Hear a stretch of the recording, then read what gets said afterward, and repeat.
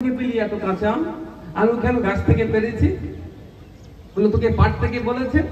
আর না, আমরা তো কম পাই ভাগে, কারণ সব আপনারা যান পড়ে, যার সামনে পড়ে সে কুড়োয়। Thank you.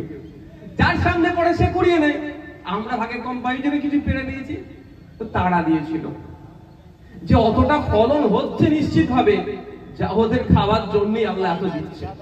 তো আপনি আমি বলুন তো, ও তখন আমরা দেখেছি কাগে অনেক পাখিতে অনেক খেয়ে নেয়। তাহলে আমাদের মন মানসিকতা কোন লেভেলে চলে গিয়েছে, এটাকে কন্ট্রোল করতে হবে।